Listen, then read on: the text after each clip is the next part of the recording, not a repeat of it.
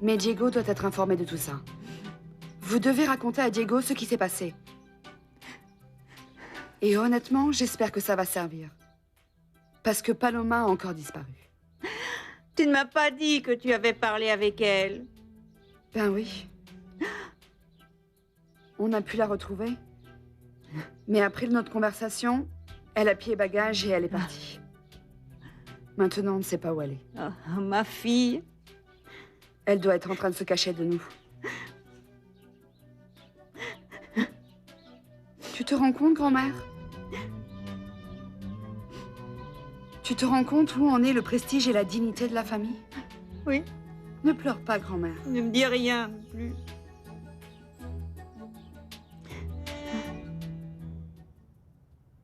Non, cette maudite famille Sanchez-Zambrano ne s'arrêtera pas jusqu'à ce qu'ils nous retrouvent.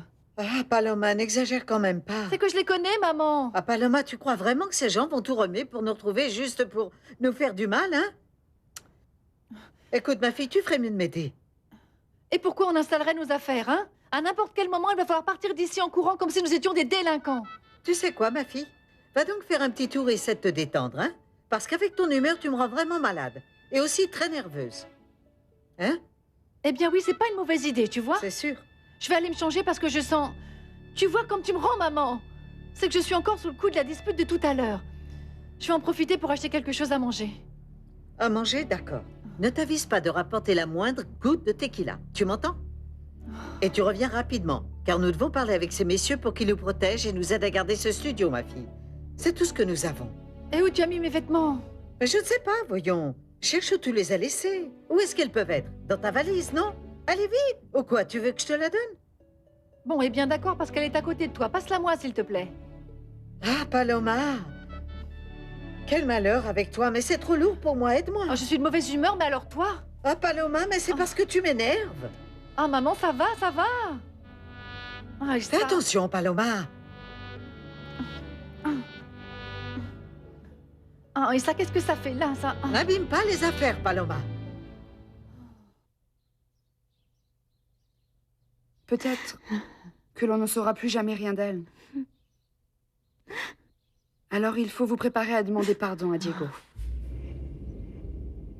Par contre, cette fois-ci, je vais être présente. Pour être sûre que vous ne direz pas un seul mensonge. À quelle heure il revient, Diego? Mais qu'est-ce qu'il peut bien faire avec Bérénice?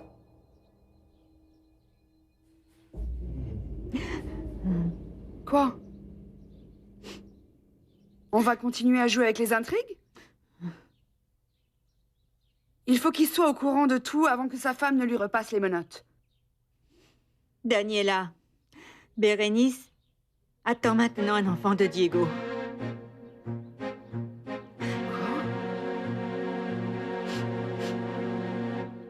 Je voudrais que tu penses à ta grossesse comme un jour que tu as toujours rêvé. Et pas comme le lamentable accident qui est arrivé. Tu désirerais avoir un enfant? C'est dommage que tu ne l'aies pas désiré aussi. Ce n'est pas la peine de répéter ce que je t'ai dit 100 fois. Je ne l'espérais pas, mais je vais assumer mes responsabilités. Tu auras tout ce dont tu as besoin. La meilleure clinique, le meilleur médecin. Et après qu'il soit né, quoi? Je ne me réfère pas à l'argent, ni au médecin, ni à la clinique. Je me réfère à nous deux. À toi, à moi, à notre enfant. C'est bien comme ça que tu m'as présenté le sujet. Eh bien, il faudra que nous nous mettions d'accord pour que je puisse venir le voir et le garder quelques jours aussi. Ah, voyez-vous ça? Tu vas devenir père à distance. Et qu'est-ce que je peux faire? Je te jure que ça me plairait d'être là tout le temps avec lui. Mais avec ce qui s'est passé, il est pratiquement impossible que nous vivions ensemble, Bérénice. Tu peux comprendre ça? Tu continues à chercher la position la plus commode. Tu veux avoir un enfant pour pouvoir le voir uniquement en fin de semaine. Et qu'est-ce que je vais lui dire quand tu viens? Tu vois, ton papa, c'est le monsieur qui vient le week-end et qui t'achète de merveilleux cadeaux. Tu peux lui dire la vérité. Eh bien, tu sais quoi? Tu peux l'oublier, hein? Que tu veuilles le reconnaître ou pas, ça te regarde. Et tu n'as pas besoin de payer ni l'hôpital, ni le médecin, ni rien. Et ne t'inquiète pas. À mon fils, tu n'auras pas à lui acheter des vêtements, ni l'envoyer à l'étranger pour te donner une meilleure conscience. Je te le répète. Tu peux l'oublier. Parce que je ne vais pas accepter ta condition de père occasionnel. Bérénice, comprends. Non, toi tu dois comprendre. Je ne vais pas marchander avec le futur de mon enfant. Tu vas oublier tout ça. C'est mieux pour nous trois, Diego. Pourquoi est-ce que tu veux toujours pousser les choses à l'extrême? C'est que pour toi, c'est très commode. Tu ne sais pas ce que c'est que d'attendre un enfant d'un homme qui ne m'aime pas. Tu ne t'imagines pas ce que ça va me faire de te voir là. Ta réflexion dans son visage. Savoir que cet enfant va demander des choses et que tu ne seras pas ici pour pouvoir y répondre. Est-ce que tu t'es dit que c'était un engagement pour toute la vie? Que toi et moi, nous aurons à nous voir pour le restant de nos jours? C'est que moi, je ne peux pas l'imaginer. Je ne peux pas. Tu ne sais pas ce que j'ai ressenti quand je t'ai vu entrer, quand je t'ai vu près de moi, comme ça. C'est que je t'aime. C'est un véritable enfer pour moi, Diego. Bérénice. Bérénice, là, calme-toi. Non. Calme-toi. Oublie-nous, Diego. Fais-nous croire sur nous. Non. Non, non. Jamais. C'est toi. C'est mon enfant. Je ne peux pas vous abandonner.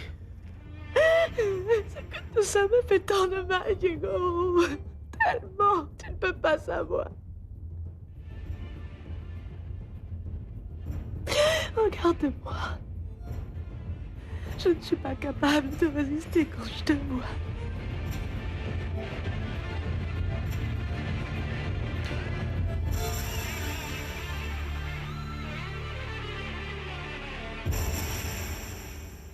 Et comment est-on sûr que ce bébé soit de Diego? Écoute, Daniela, si on veut vraiment être juste, on va être juste avec tout le monde. Je ne crois pas que Bérénice soit capable de faire une chose semblable. Oh, grand-mère, s'il te plaît. Cette femme est capable de s'agenouiller devant un billet qui est faux. Pense-y de cette façon, grand-mère. La Torre lui a dit que si elle avait un enfant, elle pouvait aspirer à avoir une partie de l'hacienda. Et regarde, elle nous a sorti son joker. Tu n'as pas le droit de parler ainsi de Bérénice. Tu ne la connais pas. Elle était déjà enceinte avant que Diego s'en aille et donc bien avant qu'elle ne parle avec la Torre. En plus, Bérénice n'est même pas intéressée de revenir avec Diego. Elle est blessée. Et si elle a accepté de parler avec lui, c'est pour se mettre d'accord sur le futur de son enfant, de leur enfant à eux deux. S'il te plaît, Diana, ouvre les yeux, c'est un traquenard. C'est un piège et tu l'as poussé dedans, ouvre les yeux. Diego devait connaître la vérité avant d'aller parler à Bérénice, bon sang. Je t'assure qu'il va finir avec la corde au cou, tu vas voir, grand-mère. Oh, mon Dieu.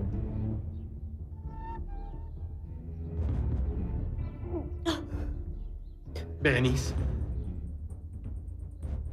Tu vas bien? Réponds-moi. Oui, oui, ça va.